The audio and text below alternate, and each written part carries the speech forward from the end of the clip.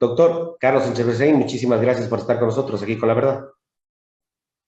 Encantado, Aníbal. Un saludo a usted y a toda la audiencia en Bolivia y en toda la región. Doctor, después de tanta coyuntura política y obviamente tantos desenlaces, encuentros y desencuentros con el gobierno y el pueblo, es importante tener su análisis. Vamos a empezar con el tema, por favor, desde su perspectiva analítica.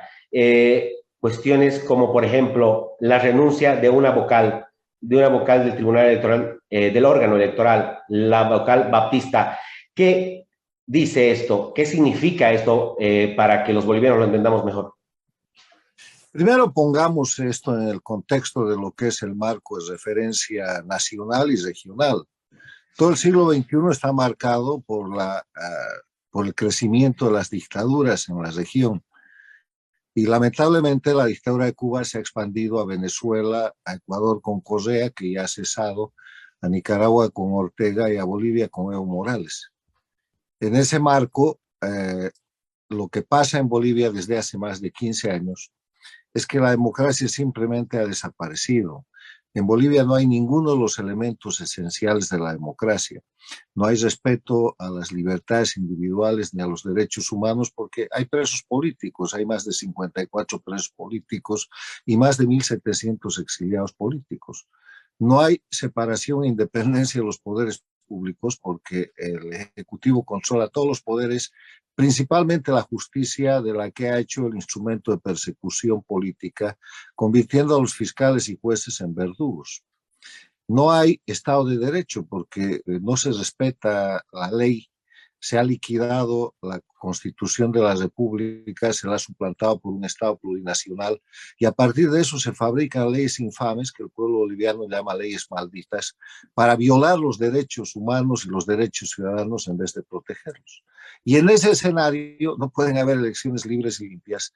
Y lo que acaba de pasar con la renuncia y la declaración de la vocal del Tribunal Supremo Electoral, tribunal además del sistema dictatorial, no de la democracia, es que ella ha presentado la prueba definitiva de algo que se denunció el año 2020, fraude electoral en Bolivia. Y el fraude electoral en Bolivia, además del fraude que se produce el día de las elecciones, además del fraude fáctico, es un fraude sistémico. Y el fraude sistémico está asentado en las leyes infames, en la desaparición del sufragio universal, porque en Bolivia han hecho desaparecer el voto universal, pero sobre todo en la falsificación de votantes a través de la alteración del padrón electoral.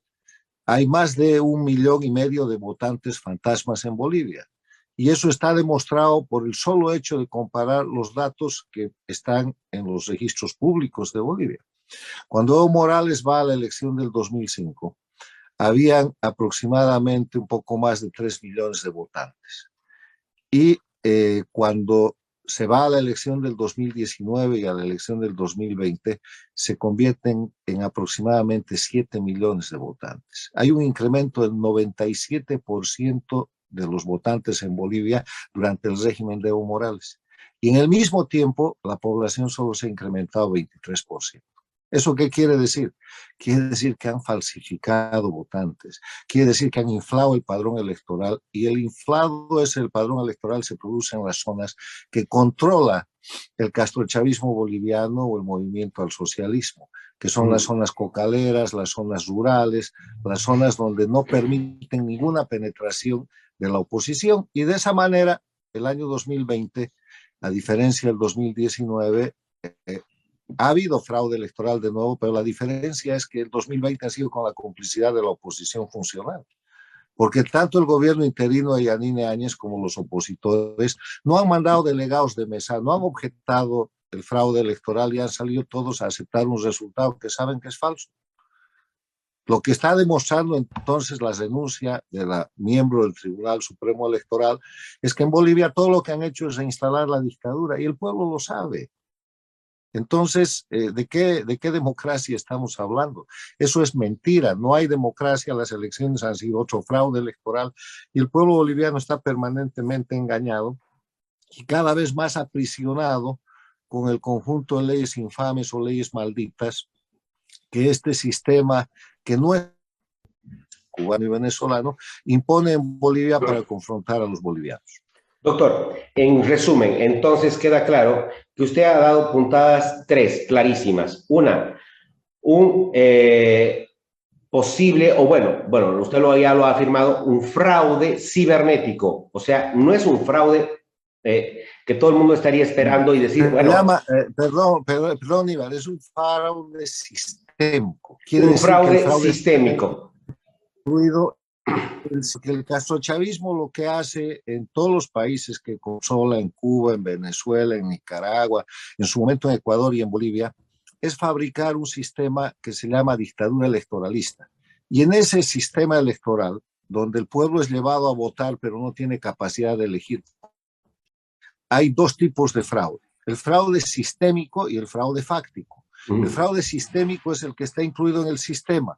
Ahí está la alteración del padrón electoral. Ahí está el aumento de votantes que no existen, los votantes fantasmas, que en Bolivia son cerca de 1,5 millones. Ese era el otro punto, informe demográfico alterado. Y lo otro, oposición sin capacidad de cubrir recintos electorales. Eso también llama la atención, por supuesto. No hay oposición, ¿sabe? El tema es que, primero, en el gobierno interino que debió ser transitorio de la señora Áñez, la oposición se empeñó en dividirse, porque si la oposición se hubiera juntado, el castrochavismo en Bolivia no hubiera podido ganar. Entonces se presentaron en 7, 8 frentes. La propia presidenta interina presentó una candidatura, después se retiró. Hicieron todo lo posible para liquidar la opción que el pueblo boliviano reclamaba, que era la de unidad, para terminar con la dictadura, porque había salido el dictador, pero no la dictadura. Perfecto. No hicieron eso, entonces fueron a la elección, y en la elección con fraude. Lo mejor que hizo la oposición para cubrir esa falta, para cubrir esa traición al pueblo boliviano, de dividirse, de no formar un bloque único para terminar de una vez con la dictadura, fue reconocer rápidamente que la dictadura había ganado con más del 55% falsificado, fraudulento, falsario y criminal, porque de esa manera dijeron, aunque nos hubiéramos unido, no hubiéramos ganado. Coartada perfecta. Y todo eso es mentira, porque si se hubieran unido hubieran ganado, porque el 55% es falso, porque hay 1,5 millones de votantes fantasma, y lo está diciendo un miembro del Tribunal Electoral. O sea, ¿frente a qué estamos? Estamos frente a un gran conjunto de delitos manipulados desde el Estado para engañar al pueblo boliviano, hacerle creer que vota, hacerle creer que vive en democracia y establecer una dictadura de la cual hoy día empiezan a ser víctimas los propios opositores funcionales, que han quedado convertidos en rehenes. Perfecto, doctor. Para ir concretizando este tema, ¿cuáles sus recomendaciones con relación después de la denuncia de Baptista? ¿Qué se tendría que hacer con el sistema electoral? ¿Qué se tendría que hacer con el órgano electoral? ¿Se debería depurar? ¿Qué se debería pedir? ¿Qué deberían hacer los opositores? No se puede, el pueblo boliviano no puede aceptar un fraude de ese tamaño. El pueblo boliviano tiene que pedir la revisión y la auditoría de las elecciones del 2020. Hay notables bolivianos que han estado trabajando en eso desde el mismo día de la elección. Hay técnicos, hay profesionales, hay grupos cívicos que están movilizados denunciando el fraude electoral desde el 20 de octubre del 2020, porque ha sido un fraude clarísimo. Y eso ha sido tapado por la acción del gobierno dictatorial que se ha reinstalado, con la complicidad de la oposición funcional y en su momento el gobierno interino. Hay que hacer una auditoría. Y una auditoría. ¿La la auditoría sería el primer paso y único? No, la auditoría es el primer paso para demostrar el fraude y para anular esas elecciones. No es el único paso. El gobernante actual es un gobernante ilegítimo. No pueden demostrarle a Bolivia el crecimiento de ese número de votantes en ese periodo de tiempo. ¿Cómo va a crecer más del 90%, cerca del 100% el número de votantes en un país con voto universal desde 1952, con voto obligatorio, con registro del 99,9% de los ciudadanos, cuando la población solo ha crecido el 23%? Eso es fraude, eso es falsificación, eso es falsedad material, falsedad ideológica, y de ese conjunto de delitos no pueden hacer un gobernante legítimo. Nace un dictador, que es lo que tiene hoy día Bolivia. Perfecto. Entonces, cerrando este tema, el doctor Carlos Sánchez Berzaín, bueno, recomienda una auditoría como primer paso. Vamos al segundo tema, doctor Carlos Sánchez Berzaín, vamos con el paro Bolivia, el paro nacional, que hasta la semana pasada estaba como paro nacional, pero tres departamentos, efectivamente, Tarija, Santa Cruz y Potosí, eran los que más se han pronunciado. Sin embargo, hoy empezamos una nueva semana y solamente se quedó Santa Cruz. ¿Cuál es su análisis con relación al paro? ¿Este paro debía haber continuado? ¿Está debilitado? ¿Qué pasó con el paro según su perspectiva? Mire, lo que está pasando en Bolivia se llama resistencia civil.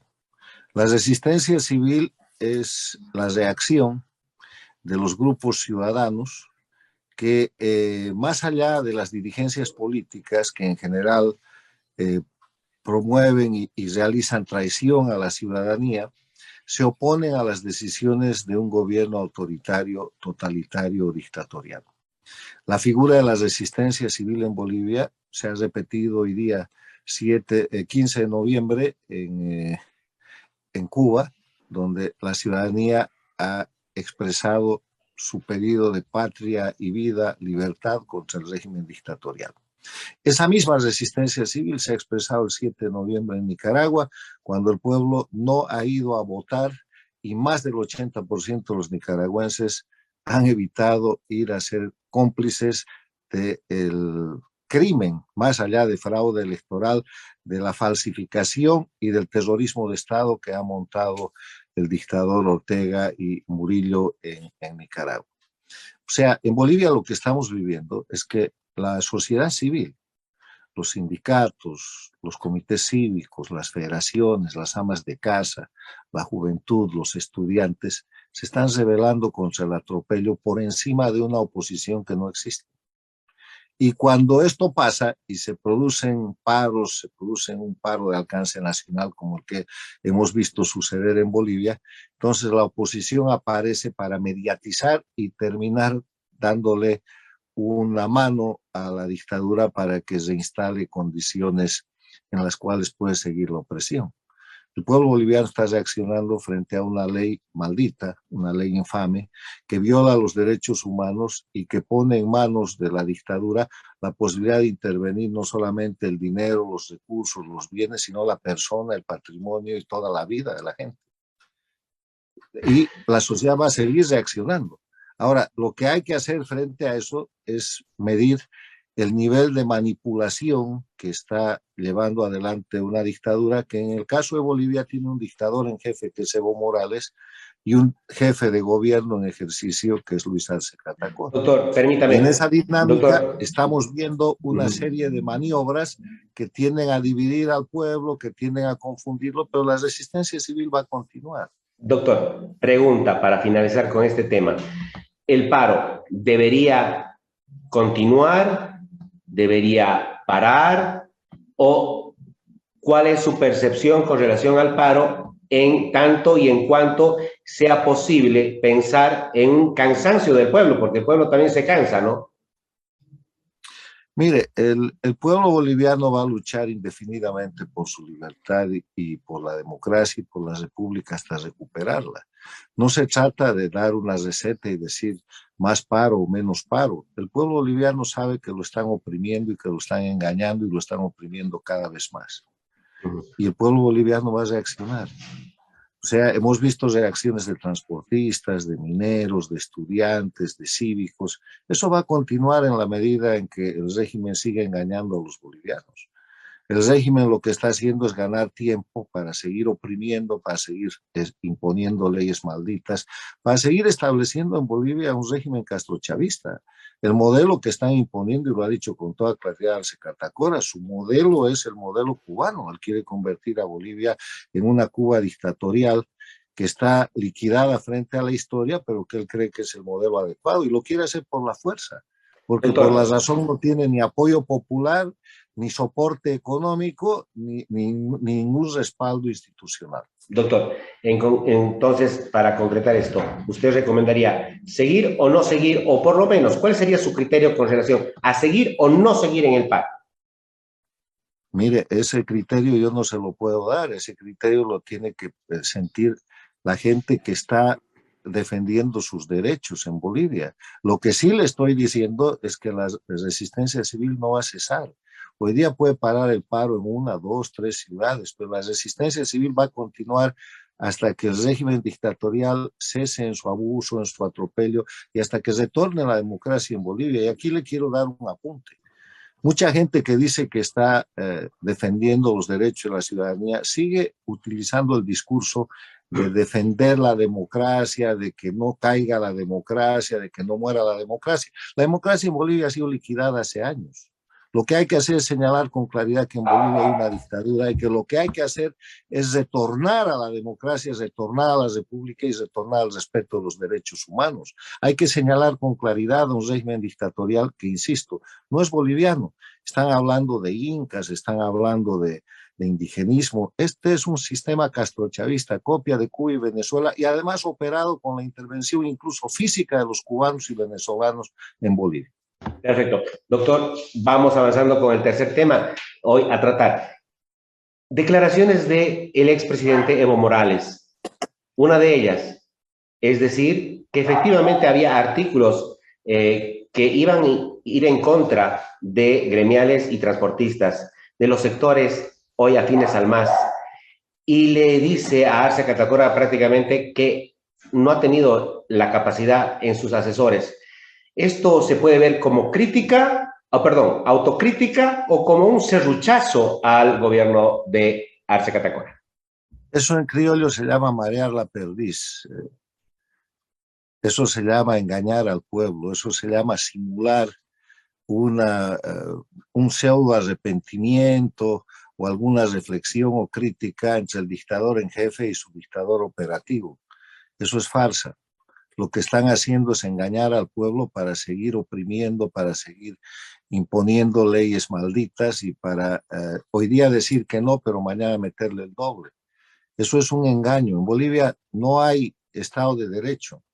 En Bolivia no hay posibilidad de reclamar ante nadie, no hay un juez independiente, no hay un fiscal idóneo, no hay ninguna separación e independencia de los órganos del poder público. El poder ejecutivo controla el legislativo, donde ha hecho desaparecer, además, criminalmente la regla de los 2/3, controla a la oposición, que es su rehén, controla todos los tribunales de justicia, controla el órgano electoral.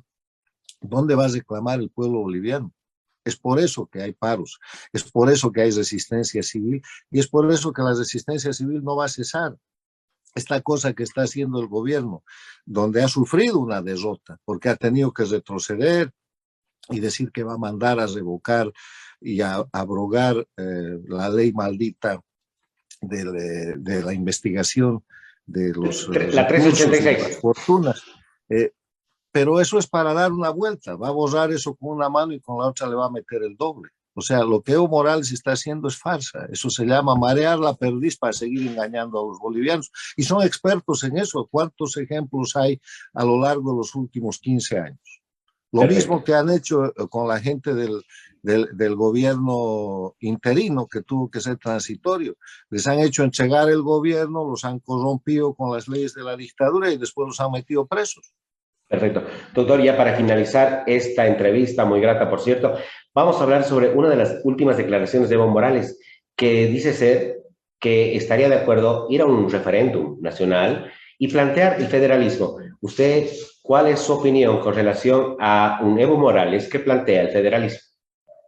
Para que haya federalismo tiene que haber democracia.